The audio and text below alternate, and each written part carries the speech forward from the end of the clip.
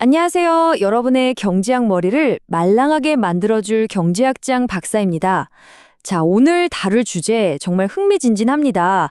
우리 눈에 보이지 않는 정보라는 녀석이 시장을 어떻게 좌지우지하는지 그 비밀을 파헤쳐볼 거거든요. 특히 이중구, 최승주 교수님의 명적, 미시경제학 교재를 바탕으로 신호발송과 선별이라는 개념을 아주 그냥 싹 다 파헤쳐 보겠습니다. 준비되셨죠? 이런 상상 한번 해볼까요? 여러분이 어떤 회사의 면접관이에요. 정말 괜찮은 인재를 뽑아야 되는데 지원자 이력서는 번지르르 해요. 근데 이게 진짜 실력인지 아니면 그냥 말만 잘하는 건지 짧은 시간에 알아내기, 이거 정말 어렵겠죠? 바로 이런 상황.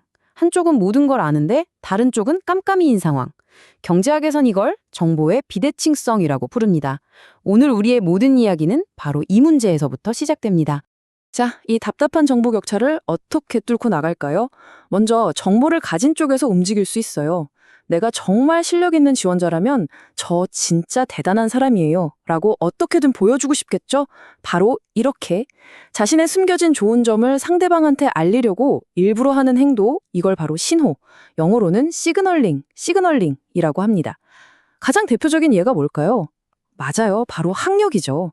제가 이렇게 힘든 교육 과정을 마쳤습니다 라는 사실 자체가 나는 능력 있고 성실하다는 아주 강력한 신호가 될 수 있다는 겁니다. 그럼 반대로 정보가 없는 기업은 가만히 앉아서 당하고만 있을까요? 천만에요. 옥석을 가려내야죠. 이렇게 정보가 없는 쪽에서 상대방의 진짜 모습을 파악하기 위해 여러 가지 판을 짜는 것, 이걸 선별, 영어로는 스크리닝이라고 합니다. 예를 들면 일부러 어려운 필기시험을 보게 한다거나 까다로운 과제를 내주는 것들이요. 이게 다 지원자의 진짜 실력을 걸러내기 위한 아주 효과적인 선별 장치인 셈이죠. 자, 여기서 한 학생이 질문을 했어요. 교수님, 신호랑 선별, 둘 다 상대방을 알아보는 거니까 결국 비슷한 거 아닌가요? 아주 좋은 질문이죠. 핵심적인 차이는 딱 하나입니다. 바로 누가 먼저 움직이느냐, 즉 행동의 주체입니다. 정보를 가진 근로자가 나 좀 보세요 하고 행동하면 신호 발송이고요. 반대로 정보가 없는 기업이 어디 한번 보자 하고 판을 깔면 선별이 되는 겁니다. 아주 간단하죠? 그럼 이 신호 발송이 실제로 어떻게 작동하는지 게임 이론 모델로 한번 들여다볼게요. 분석을 간단하게 하기 위해서 몇 가지 약속, 즉 가정이 필요합니다. 첫째, 시장에는 능력이 뛰어난 A 유형과 그렇지 않은 B 유형, 딱 두 종류의 사람만 있다고 칩시다. 둘째, 기업은 이 사람이 A인지 B인지 전혀 몰라요. 이게 바로 정보 비대칭 상황이죠. 셋째, 이 모델에서 교육은 생산성을 높여주는 게 아니라 오직 나 A 유형이요 하고 알리는 신호 역할만 한다고 가정할게요. 좀 극단적이지만 분석을 위한 장치예요. 그리고 마지막, 이게 진짜 핵심입니다. 교육을 받는 데 드는 비용, 그러니까 돈이나 노력이 저능력자인 B 유형에게 훨씬 더 크다는 거예요. 즉, CB가 CA보다 크다는 거죠. 바로 이 비용 차이가 모든 마법을 가능하게 하는 열쇠가 됩니다.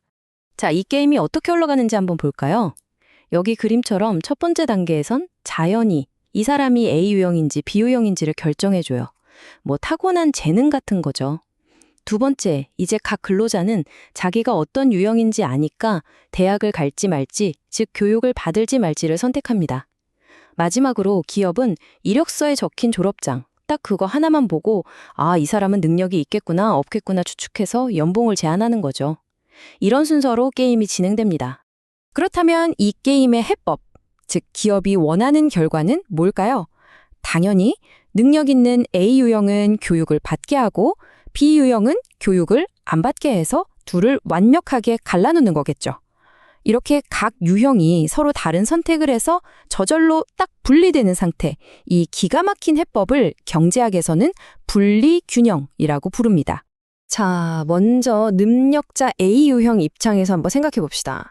이 사람이 비싼 돈과 시간을 들여서 교육을 받으려면 그만한 가치가 있어야겠죠. 다시 말해 교육을 받고 나서 받는 높은 연봉 WA에서 교육비 CA를 뺀 순이익이 그냥 교육 안 받고 받는 낮은 연봉 WB보다 커야 한다는 겁니다. 바로 이 조건, WA-CA가 WB보다 크다, 이게 만족되어야 A 유형은 그래, 대학 가자 하고 결심하게 되는 거죠. 반면에 B 유형은 A 유형을 어설프게 따라하지 못하게 막아야 해요. 어떻게 할까요? 교육을 받는 게 오히려 손해가 되도록 만들면 됩니다. B 유형은 교육받는 게 훨씬 힘들잖아요. 그래서 교육비 CB가 엄청나게 높아요.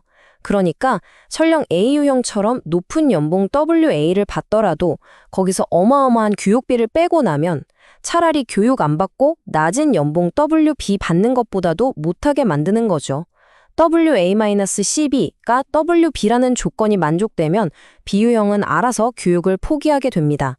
결국 이 모든 것의 핵심은 바로 기업이 제시하는 임금 격차에 달려 있습니다.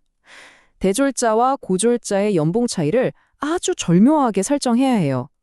이 연봉 차이가 A 유형한테는 와, 이 정도 고생은 할 만하지 싶을 만큼 충분히 매력적이어야 하고, 동시에 B 유형한테는 저 돈 벌자고 이 고생을 하라고 난 못해 라고 생각할 만큼 부담스러워야 한다는 겁니다. 바로 이 두 조건을 합치면 인재를 완벽하게 가려내는 마법 공식이 튀어나옵니다. 바로 이겁니다. 방금 봤던 두 개의 부등식을 합치면 이렇게 깔끔한 하나의 식으로 정리돼요. 가운데 있는 WA-WB, 즉 임금 격차가 핵심이죠. 이 격차는 고능력자의 교육비 CA보다는 커서 교육을 받도록 요인하고 동시에 저능력자의 교육비 CB보다는 작아서 교육을 포기하게 만들어야 합니다. 기업이 딱 이 스위트 스폿에 맞는 임금 체계를 만들면 A 유형은 알아서 대학 졸업장을 따오고 B 유형은 알아서 포기하니까 기업은 이력서만 보고도 누가 누군지 완벽하게 구별할 수 있게 되는 거죠. 자, 이론만 들으면 좀 뜬구름 잡는 것 같을 수 있으니까 우리 교재에 나온 아주 좋은 예시를 가지고 숫자를 직접 넣어볼게요. 이렇게 보면 훨씬 이해가 쉬울 겁니다. 자, 여기 값들을 한번 보시죠. 이 예시에서 기업이 교육받은 사람에겐 3억 6천, 안 받은 사람에겐 2억 4천을 준다고 해요. 그렇다면 교육을 받았을 때 추가로 얻는 돈, 즉 임금 격차가 얼마죠? 그렇죠. 3억 6천 빼기 2억 4천, 딱 1억 2천만 원입니다. 자, 이제 두 유형은 이 1억 2천만 원이라는 당근을 보고 각자 계산기를 두드려 보겠죠. A 유형은 교육비가 8천만 원이니까 1억 2천 벌려고 8천을 쓰면 4천만 원이 남네요. 무조건 하겠죠. 반면 B 유형은 교육비가 무려 1억 4천이에요. 1억 2천 벌자고 1억 4천을 쓸 바보는 없겠죠. 오히려 2천만 원 손해입니다. 당연히 포기하죠. 보세요. 이렇게 완벽한 분리균형이 딱 달성되는 겁니다. 이런 선별 전략 실생활에서 아주 기가 막히게 쓰는 사례가 있습니다.